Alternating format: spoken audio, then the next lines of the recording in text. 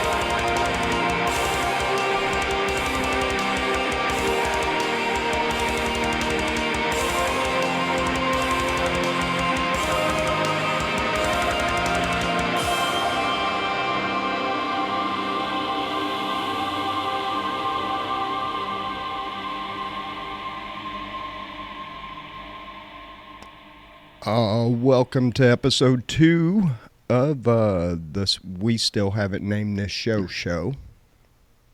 There was our boring intro since Evan would not get up at the bar and hip thrust why I sang Sex Shooter by Apollonia.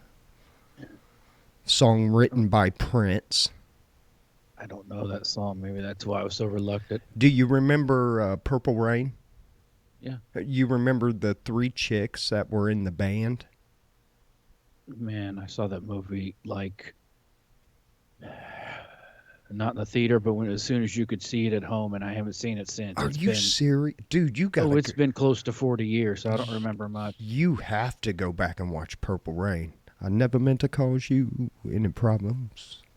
Yeah, I don't remember much of it. Only want to see you dancing in the purple rain. Purple rain. I'm sorry. We'll probably get flagged by Prince's people. Yeah. This is our episode on serial killers today, Evan. Yeah. So, I actually have a list. Yeah, I was looking at a couple. 31, I guess for October, this is awesome. 31 worst serial killers in the U.S. Some of these people I didn't know about. Oh, I looked at a top like 14 and a top 10 list. And well, these are kind of, some of them are kind of close. Like this guy, I never heard of him. Herb Baumeister. And Herb was linked to the deaths of 11 men in the early 1990s, and police believed he killed up to 20 others. 11 bodies were found in his backyard in Indiana, 8 of them identified as men who disappeared after visiting gay bars. You were so lucky you made it out in the 90s, Evan. No shit. Close call. Man, my list doesn't even show that cat. Yeah, I mean, that's what I mean. There's some of these people that I don't even... Vaughn Greenwood, Vaughn killed 2 people in 1964, spent 10 years in prison for a different crime, and then killed 9 more people in California between 1974 and 1975 after his release. He was dubbed the Skid Row Slasher. Evidence showed Greenwood drank the blood of his victims. He is now serving life at the California Los Angeles County Jail. How's he in county? I don't know. 'Cause You would think it would, Yeah, that don't make any sense, because county would be that's usually between holding, for either trial or prison. and he'd be death row or whatever. Yeah. Well, don't they go kind of straight to death row and just live it out? I think so. I don't And think you're better off on death row anyway. I would think so. It sounds like it. I would think so. I mean, if you can handle solitary, I'd rather be in solitary than be with a whole group that's going to beat the shit out of me and rape me daily. Joseph. I'll just be over here by myself. Yeah, no kidding. Number 3 on this list, Joseph, and I don't know if it goes down. I don't even know if these are in any order, so I don't think it's like the best, or I don't know if we could really say the best, but The worst. the worst of the worst. Joseph Christopher is tied to murders of 12 people, most of whom were black, between New York and Georgia in the early 1980s. He stabbed 4 people to death in Manhattan, earning him the nickname Midtown Slasher. I do kind of remember a little something about that. But he died of breast cancer in 1993. You don't hear too many men getting breast cancer. I know it can happen, but Yeah, you're right. And you're right. this dude, Kenneth Binacci, he was convicted of killing 10 women in California and 2 more in Washington State in the late 70s. He would sexually abuse the women. Before killing them, he committed 10 of the murders with the help of his cousin. He is now serving life in Washington State Penitentiary.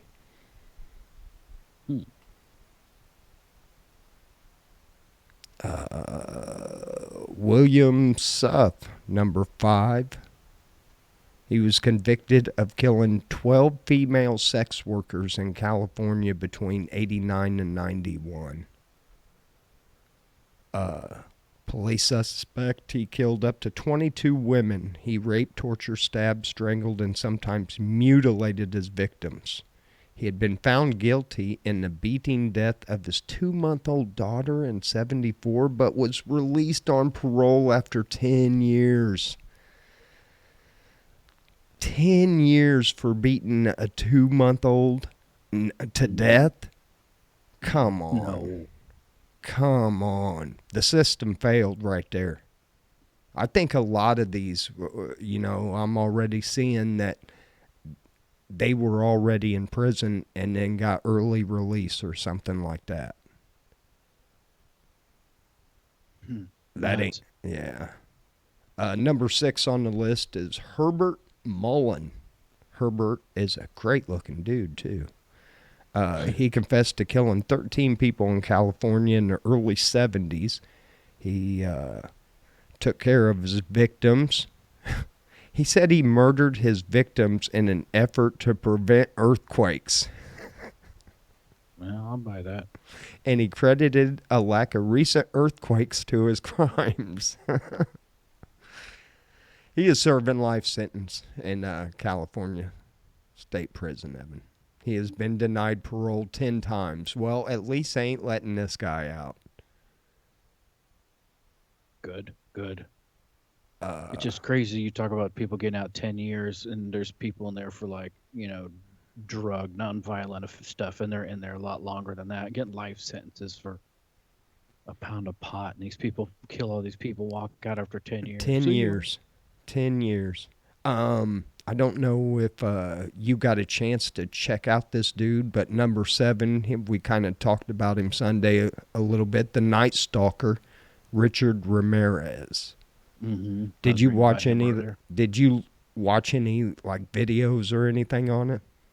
No. No, man, I should have sent one Sorry. to you. I know, and I knew you weren't going to, and I was sitting there thinking Monday I really ought to, because I started watching one on YouTube, and I damn near sent it to you, and I didn't. But Ramirez was convicted of 13 murders that he carried out in California from 84 to 85.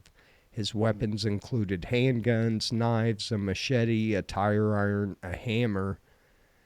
Known as a Night Stalker, Ramirez never expressed remorse for his crimes. He died of lymphoma in 2013 while on death row. And you know what? It kind of makes me feel good when these guys that killed all these people get like a horrible disease in prison, because you know it's not comfortable. No, that's not one place you want to live out your get the comfort you need for your lasting days. That's not the retirement village I was thinking of. Yeah, no shit. Number 8 on the list, Evan, is oh, I just skipped that. Jake Bird. He's was convicted of killing a woman and her daughter with an axe in Washington State in 1947. He then confessed to 44 other murders, which he was suspected of, but only 11 could be sustained. He was hung in 1949.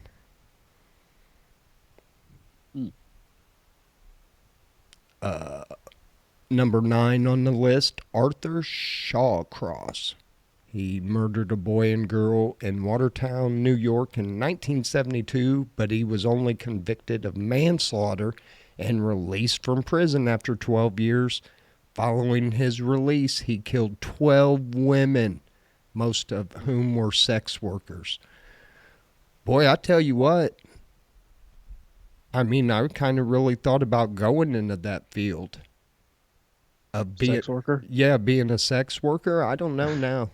I do not know now. I'm going to have to second guess that. Number 10 on the list, Evan, is Carl Eugene Watts. He was convicted of killing 2 women and confessed to killing 12 more between 1974 and 1982. Authorities, however, believe his kill rate is as much as 100. Wow. Yeah, there's some they just don't know. Well, just think about that. I mean, before you had all this like forensics and DNA and stuff like that, man, I mean, people just went missing. You were gone.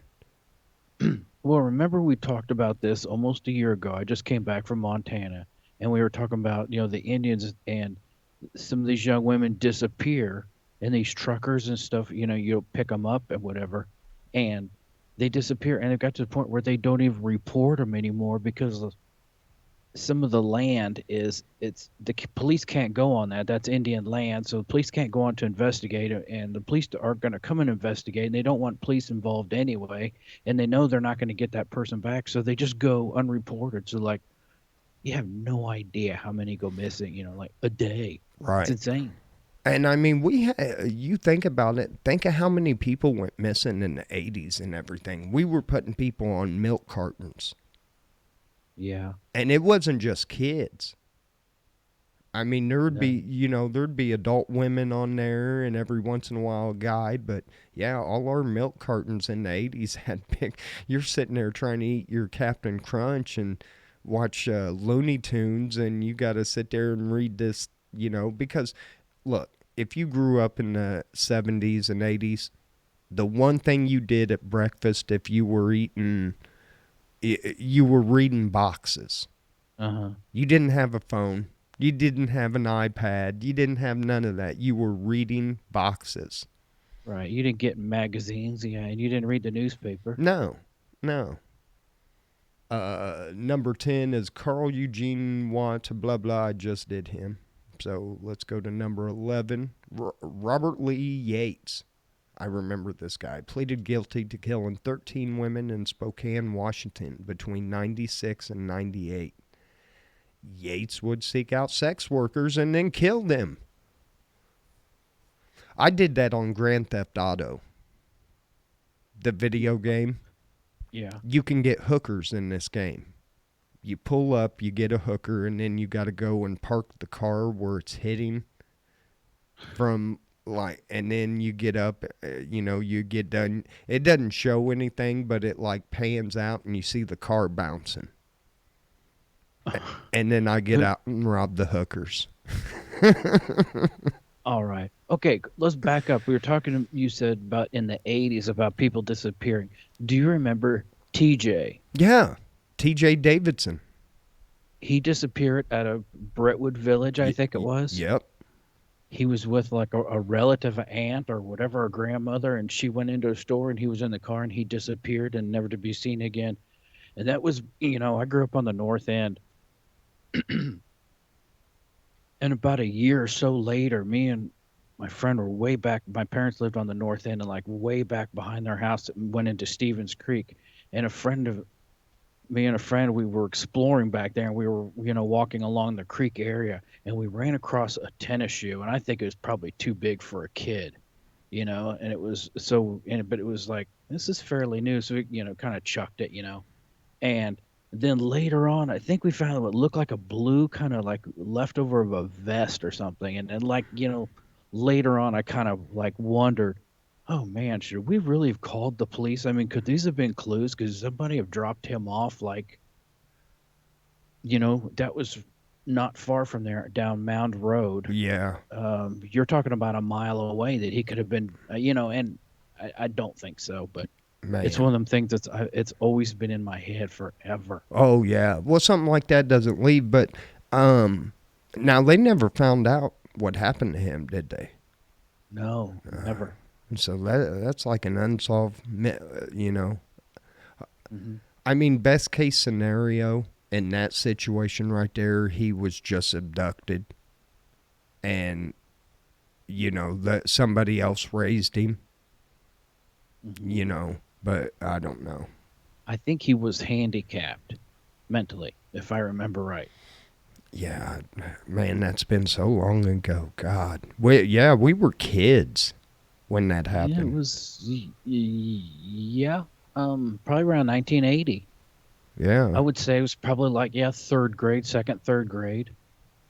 So I'd have been like, in 80, I'd have been 7 years old.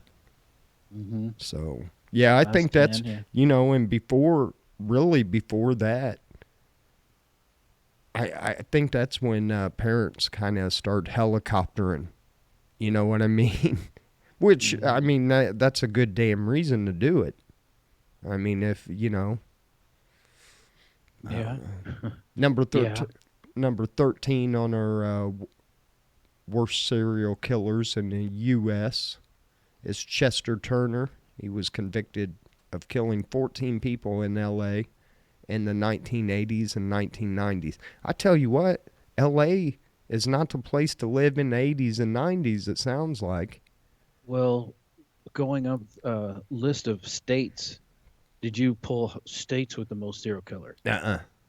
Well, most lists come up with Alaska as the first. Really? And California's there very high in second. It depends on what list. Some have like Nevada in second place. Some have like Florida or Texas.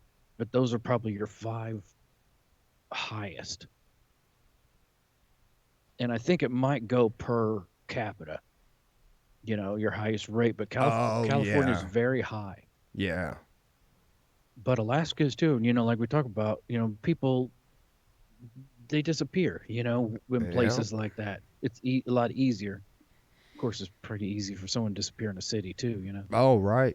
Number 13 is Angel, and I do not know this guy's name, but he's known as the Railroad Killer, murdered at least 15 people across the U.S. and Mexico in the 1990s. He confessed to many of them, He was executed in 2006. 14. Carol Cole strangled at least 13 women between 1948 and 1980. Jesus. Wow, strangled. He confessed to the killings, adding that there could have been more victims he didn't remember because he was usually drunk when he committed the murders. Man, that's a guy you do not want to have a couple beers with. I like to get blackout drunk. You don't say. Getting the fuck out of here now. Can I get my bill? Number 15, Randy Stephen Kraft drugged, raped, tortured, and murdered at least 16 young men between 1972 and 1983. While he was convicted of 16, authorities believe he killed upwards of 60 people. He carried out most of his murders in California. Authorities dubbed Kraft the scorecard killer after finding a coded list of victims in his car. Damn. Based on this list and other evidence that Kraft killed at least 67 men. He is on death row. Wow. Death row. What a brother know. 16, Charles Ray Hatcher murdered at least 16 people in Missouri, California, and Illinois. His victims were mostly men and boys. He confessed to the murders, and he hung himself in prison in 1984. Yeah, wasn't that the dude that I think he was a trucker. Which, you know what, that is a... There's so many, and I had no idea, really, you know? Yeah. We're through number 17. Robert Hansen made a sick game of kidnapping prostitutes and releasing them into the Alaskan woods to hunt them. He admitted to 17 of them, which took place 1971 through 1983. Hansen later died in prison 2014. Man, he pretty low on the list, I think. Jeffrey Dahmer murdered, raped, and dismembered 17 men and boys between 1978 and 1991. Doesn't he seem to be one of the more gruesome of the? That's why he seems to come up high on the list I was looking at, kind of top tens, you know? Yeah. Just because that dude, he dismembered people, man. Dude, he had body parts in his refrigerator. Oh yeah, he was. You know what they found in his shower? Head and shoulders. Oh my God, Evan.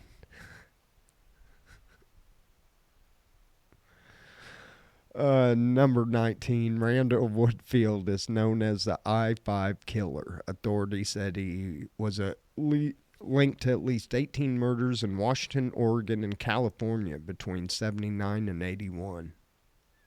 Man, some of these guys stayed busy. That's all they had to do, I guess. Number 20 on the list is Paul John Knowles. He was linked to the murder of 20 people, but he claimed to have killed 35 people across the country. Dang. He was fatally shot by a Georgia Bureau of Investigation agent after he attempted to shoot a sheriff following his capture. Yeah, that'll do it. I want to get through this because I kind of want to go back to that Dahmer thing in a minute. William Bonin, he's known as a freeway killer in late 70s, early 80s. It doesn't say. 21 young men. Damn. In a year. Man, these people are busy. How'd they get away with it? I don't know. What's he do for money? I guess he's robbing them if they have money, but how much money does what'd you just take a shot of? Di Serono. Oh shit, Evan. Well, you said you want to get through the list. I'm like, no, I'll shut up and let you do your thug fizzle. No, Larry Eiler, number 22. He's convicted of murdering a 15-year-old boy in 1984. I'm sorry. After he was sentenced to death, he confessed to murdering at least 21 more young men in between 82 and 84. 2 years. Jesus. Oh, but he later died of AIDS in prison. 23. Earl Nelson, known as the Gorilla Man, was connected to at least 22 murders in the U.S. and Canada between 1926 and 1927. And some of these people are... 24. Ronald Dominique confessed to raping and murdering at least 23 men in Louisiana over a 10-year period. Beginning in 1997, he said he thought it would be better to kill the men he raped so he wouldn't get caught. But if you do get caught, now I do remember this guy too. This was we were young when this happened. Wayne Williams was convicted of killing 2 adult men in 1982, but the Atlanta Police Department concluded Williams was responsible for at least 23 killings that terrorized the city of Atlanta. wow. He maintains his innocence to this day. That's an interesting one. Yeah. Juan Cornera was convicted of murdering 25 migrant farmer workers in 1971 that worked for him. He is still serving life in prison. Now we got a few more. Evan Patrick, number 27, Patrick Kearney, also known as the Freeway Killer, pleaded guilty to murdering 21 people in the 1970s, but admitted killing 7 more. Geez, so that put him up to 28. He would usually pick up young men on the side of the road or in gay bars and then shoot them. People used to hitchhike a lot. Yeah. Back then. Yeah. Easy to disappear. Dean Correll, along with accomplices, kidnapped, raped, and tortured at least 28 teen boys in Houston, Texas in the 1970s. The so-called Houston mass murders were discovered after one of the accomplices fatally shot himself in 1973 and left notes. Number 29 on the list, an Illinois native, John Wayne Gacy Jr. Was convicted of 33 murders. Gacy, who sometimes performed as a clown at fundraising events, parades, and parties, he would strangle teenage boys and young men. He buried most of the victims in his crawl space of his Chicago area home. He was executed in 1994. Number 30 on the list. Evan, you want to give a guess on these last 2? They're pretty famous. Like the Zodiac Killer or Ted Bundy or? Well, the Zodiac Killer they never really caught, but the second one you nailed. Ted Bundy. Ted Bundy confessed to 30 murders in the 1970s, but the body count may have been much higher. His victims were all women and girls. He would win them over with his good looks before taking them to secluded areas and getting rid of them. He would often, I didn't know this, he would often return to the corpse yeah. Oh, I did not know this, and kept decapitated heads of some of his victims in his apartment. Oh, I did know that. That's almost like some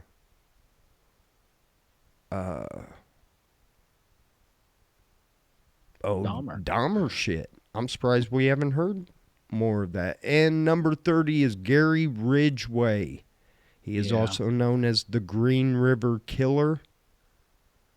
was convicted of killing 49 women in Washington. He confessed to 71, but investigators believe he killed more than 90 people. Mm-hmm. Most victims were prostitutes. So, yeah, I'm going to have to rethink this hooking thing. So, there you Yeah. go. There's your Gotta be careful. 31 worst serial killers in the U.S. You know what's interesting is in some of the list I was looking at, there were one woman came up, and they did a movie about her. But it's Oh, crazy that it's typically, I mean, it's always a guy. yeah. What was that chick's name? The name of the movie you're talking about was Monster. Mm-hmm. And, God, I Her can't. name's Andrea.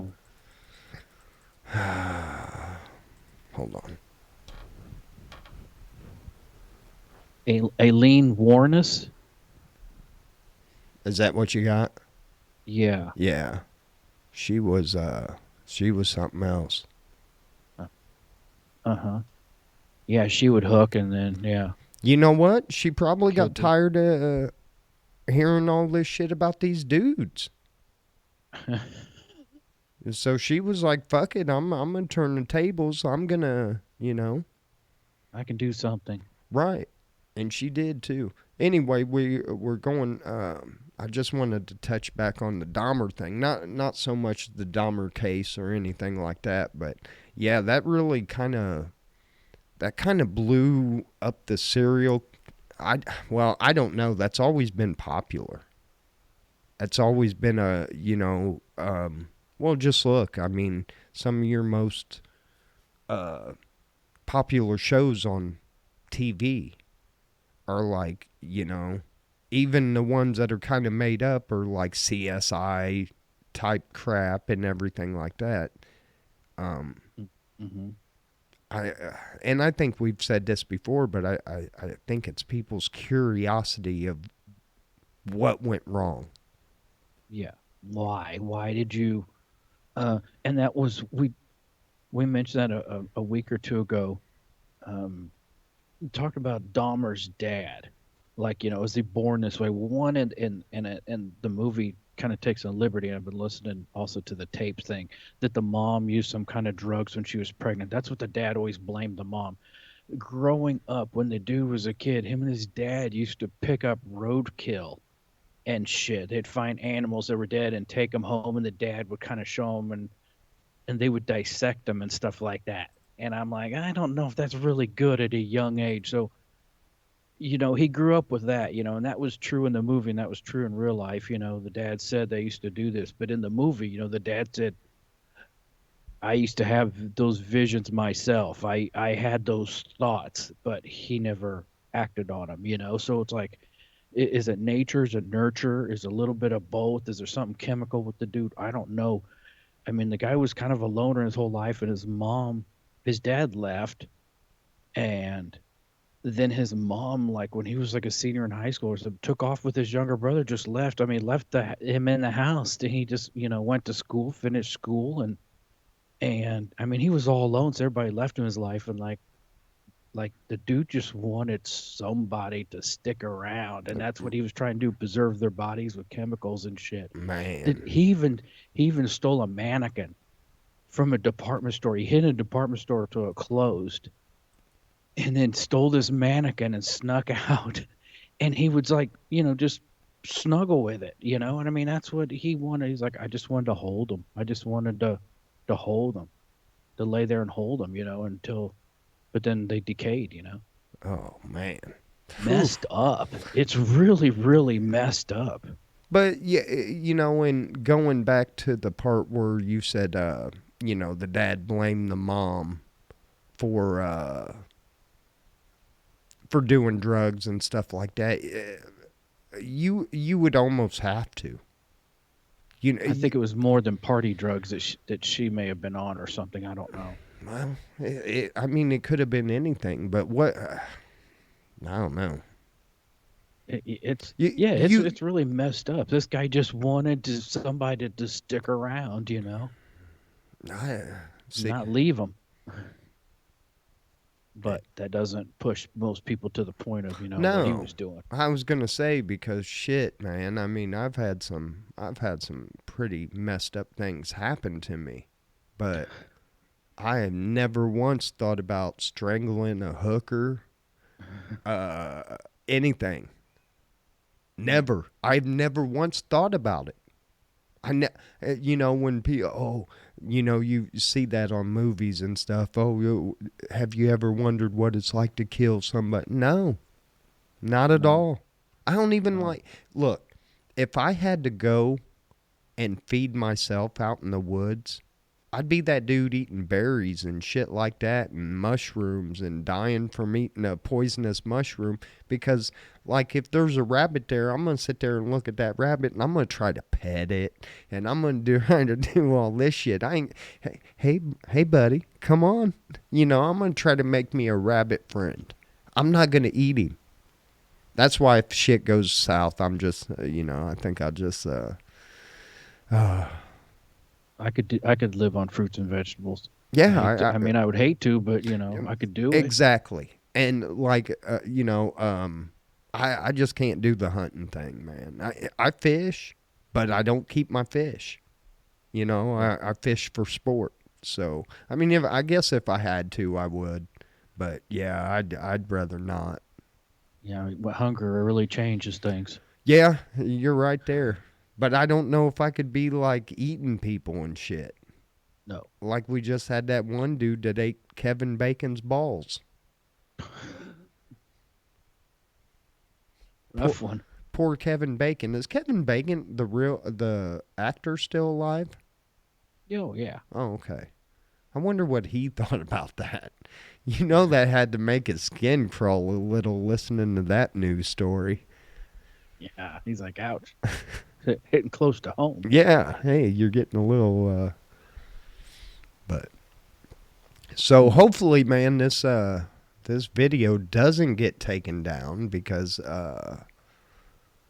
um we're talking about murder and shit like that. I hope not. Yeah.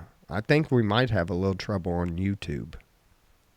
Really, you can't discuss it all. You can't. No, you Man, can't. Some things like on TikTok, they would say they un they unlive him.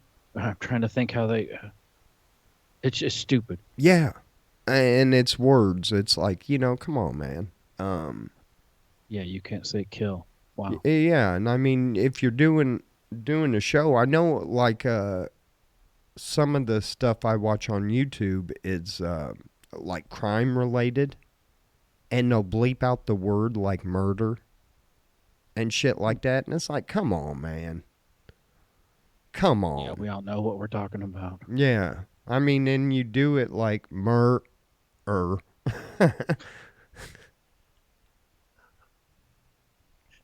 Exactly. Um, Anything else on serial killers, Evan? no. It is Um, Halloween is approaching. What is the date? 26. So what? We're 5 days away from Halloween. So, well, it's that time of year to get all freaked out. And if you want to go and you can find that list. Your serial killer list. Yeah, hold on, I got to pull it back up. That is inside. That was on InsideEdition.com, and that's where I got my serial killer list. So, to me, it seemed right because there was 31 of them. 31 days in October. Mm-hmm. So It's sick. I just didn't know there were so many. I never realized it. well, I didn't realize how many of them killed kids and teenagers and shit like that. Yeah. Going through that list, that kind of made my skin crawl a little bit. Because it's like, oh, come on, man. Like the BTK guy, the bind, torture, kill. He'd kill whole families. Yeah. Yeah. And make He them, just yeah, like make them watch and shit when they did it. yeah, he was sick. Sick man. So, well, all of them were. You can't, Yeah. you can't take another person's life and not have something wrong with you. No, but it's just sick of how they each have their own way that they went about it. That's Yeah. even more disturbing. Yeah.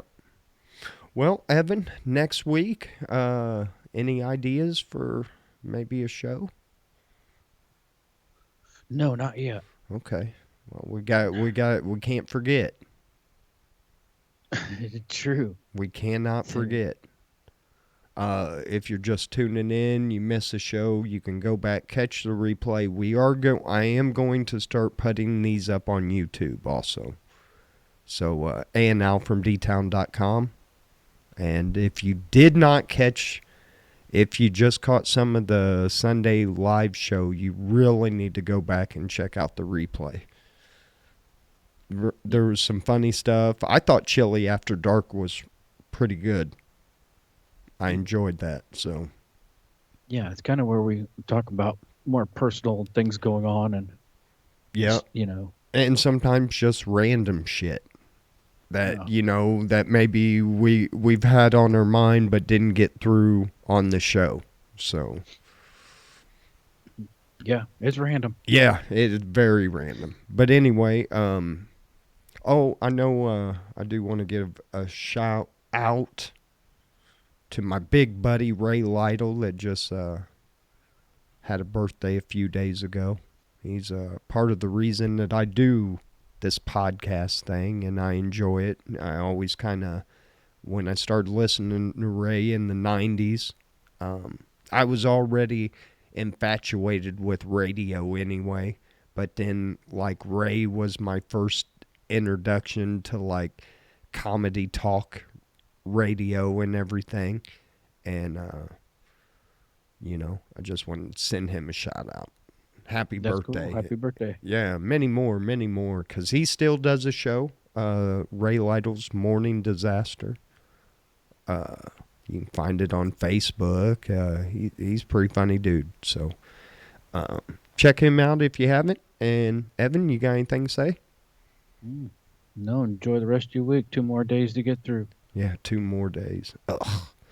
Anyway, guys, we love you. Peace. We hope you enjoyed show number 2. It wasn't a very light episode, pretty dark and but that's this show's about it.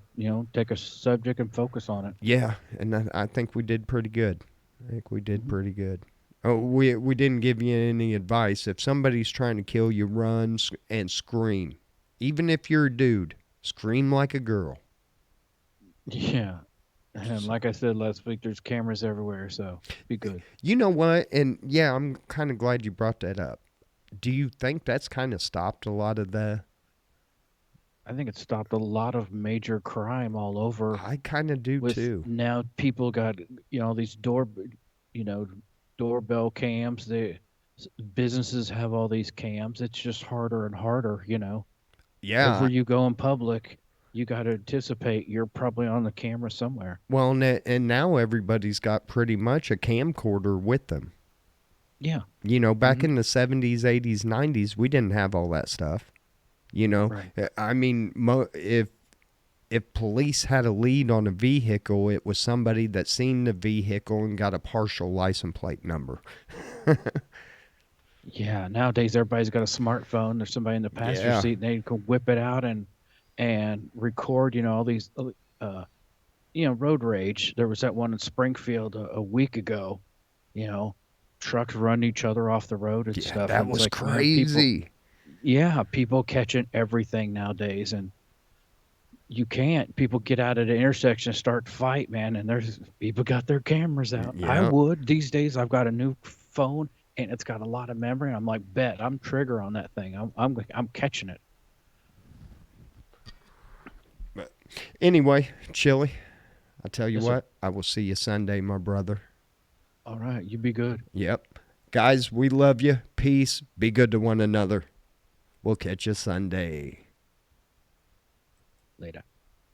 All right. Hold on because I still have to hit stop on It stopped. stop